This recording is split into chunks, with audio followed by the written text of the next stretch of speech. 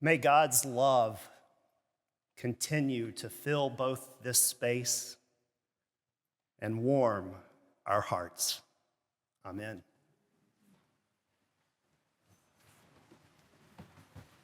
Good morning.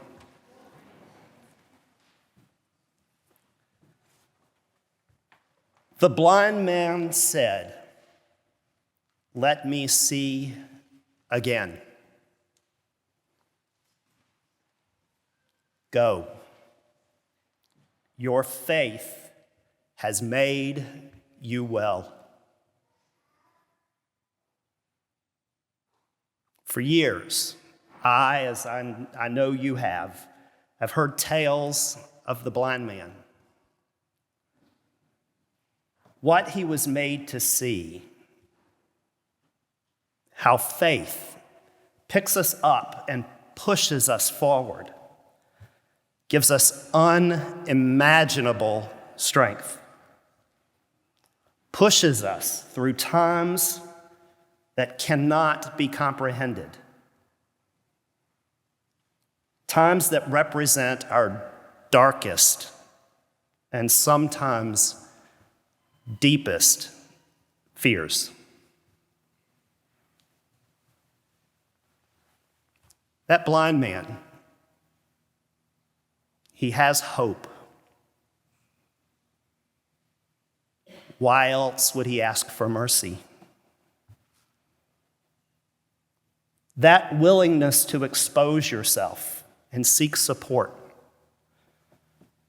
In those moments of darkness, where is the point where you gather the strength to ask for help? Where do you find yourself when you say, "I cannot do this alone"?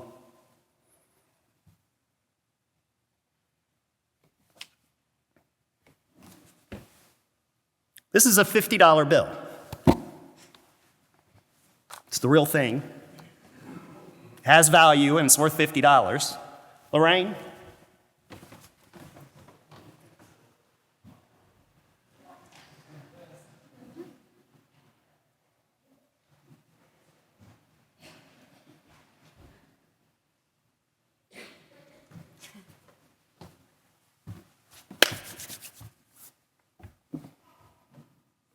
What I want you to do is just spend a few seconds with that $50 bill and then pass it along. I'll collect it at the end of the homily because after all, it is $50. I'm going to go out on a limb here. It's a little bit of a risk, but we're in a safe place.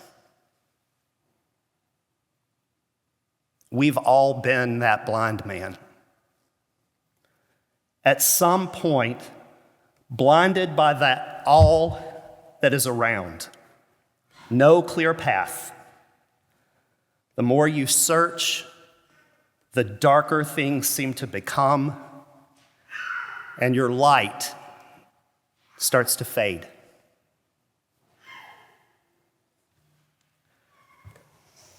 "20 weeks ago, I attended one of the art nights at Brenton, and someone asked me if I had ever run a marathon. It wasn't the first time I'd been asked that question. It wasn't the 100th. But something in my head told me this time I needed to change the dialogue. So instead of saying no, I responded out of nowhere, "Not yet." The next morning, I downloaded an 18-week marathon training course, and off I went. The goal was simply personal, nothing profound, no hidden motivation, just a challenge. I anticipated some, grueling moments an injury, a great opportunity to catch up on a few audiobooks that I wanted to explore. And yes, all of that happened. On September the 22nd, I completed what was scheduled to be my longest training run. That Sunday, I logged 20 miles. My times and my pace were exactly where I wanted them to be. And all that was left was a 2-week taper period with shorter runs that were going to give my body time to prepare for the big day. Then on September the 27th, Hurricane Helene made its way through western North Carolina. And for the next 24 hours, I watched as my childhood, along with the livelihoods of so many people, got swept away.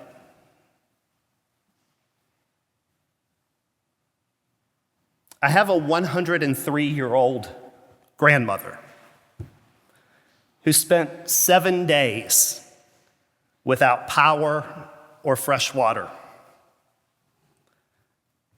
An aunt who had 2 seizures on the Saturday following the storm. And a best friend who lives on Lake Lure that no one could confirm was alive or dead. I can tell you, they are all okay. I can also tell you, light was dimming around me quickly. I felt helpless. Couldn't figure out what to do, how to do it.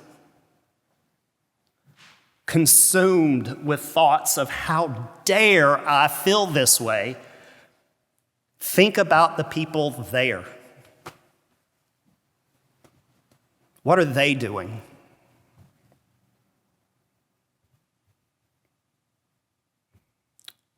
What I did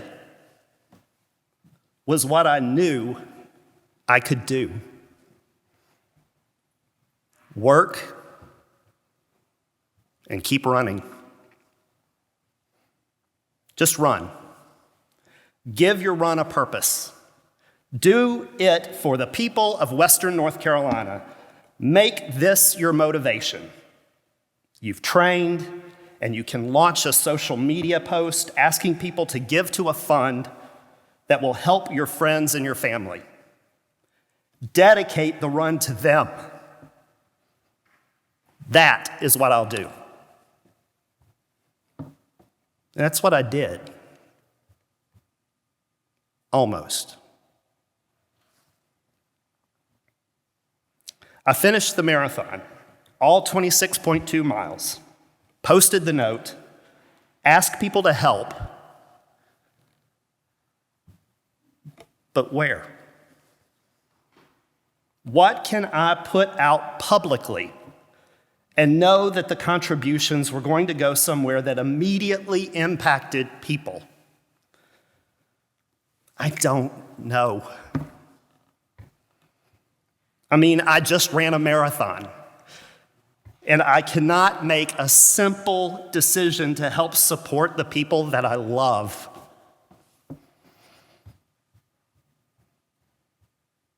That light just got darker.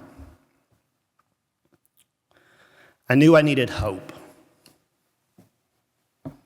I must find hope.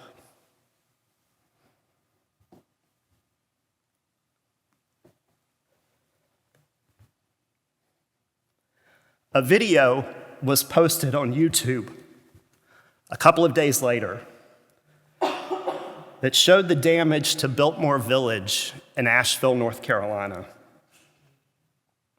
This is a place I would go when I was a kid to feel less like a kid and more like a person.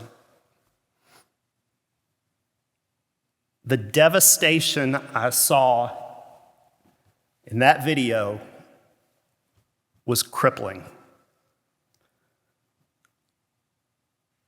The video went on to explore other areas of the Appalachian Mountains, the mountains that molded me, raised me, gave me strength. Each scene horrific. But with every story or image of destruction, there was a reoccurring storyline. There was always a person who had lost everything, a person who didn't. A grill, a truck, water, a church, and community. What they came together as? Hope. There it was. A miracle. Hope. Like a blind man who sees for the first time, I questioned its reality. I sent that video to Della. I didn't comment beyond just wanting her to see it. And her words assured me the miracle I saw in that video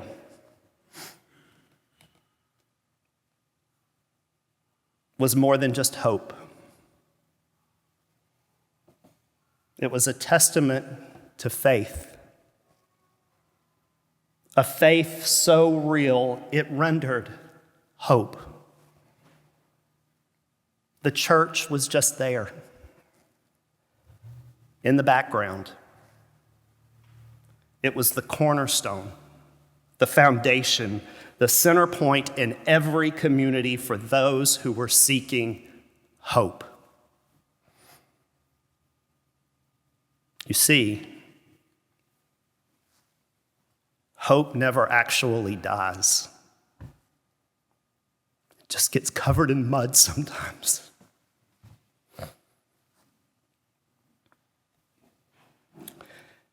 After my conversation with Della via text, I realized I was looking at a church community that I ran from when I was a child.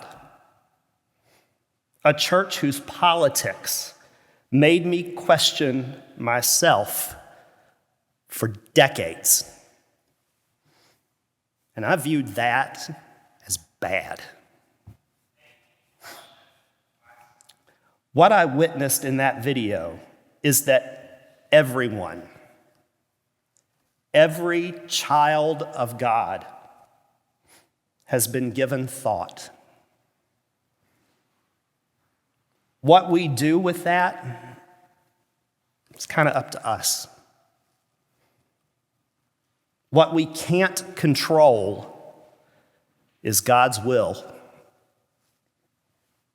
In this moment, I witnessed those same churches feeding, clothing, comforting, showing the world the power of faith and community. God's work doesn't always look like angels. It does, however, serve as a reminder that faith and hope, well, they lead to love. That very afternoon, I was introduced to a guest at the hotel who was from Alexandria, Virginia. He overheard me talking to our director of operations about my grandmother. And he called me over and he handed me that $50 bill. He said, "Do with it what you think is best for your home."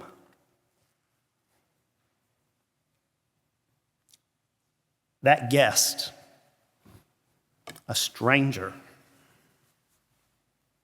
his ask was something that continued to plague me until I sat down and studied today's lessons and started to write this homily.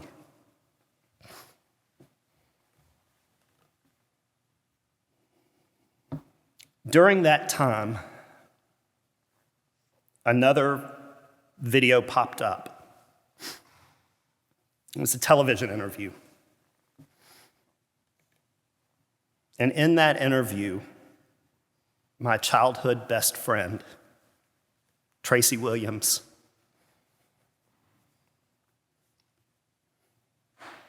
she's wearing a pair of shoes that are not hers. Clothes she was given from a neighbor. And talking about how every morning she wakes up with hope. After wiping the tears from my eyes, the next thing that popped up into my Facebook feed was a link from another childhood friend. That link was to St. James Episcopal Church in Hendersonville, North Carolina, and their hurricane relief fund. The money contributed there was being put directly into the hands of the people of Western North Carolina to help them. St. James is not where I went to church, but it stands on the corner of an intersection adjacent to both my elementary and high school. I saw it every day.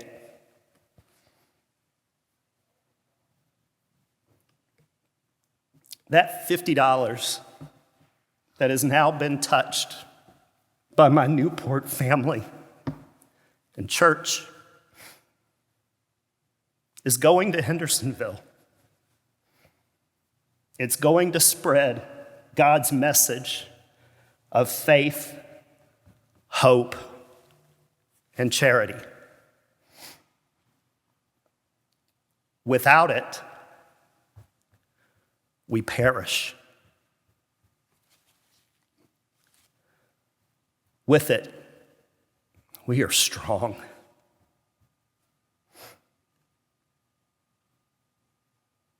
In the spirit of that blind man, seeing. Last Sunday in Saluda, North Carolina, where I was born, the entire town showed up on Main Street and gathered around railroad tracks that my great-grandfather put into place. Saluda still has no power. Access remains cut off to a majority of the county. But the people came downtown with banjos and fiddles and guitars. They grilled out and they danced. They had community.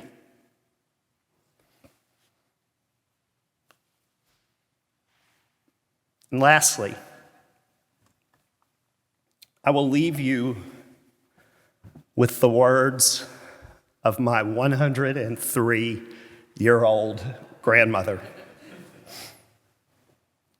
Well, Andy, At least now I've got something new to talk about.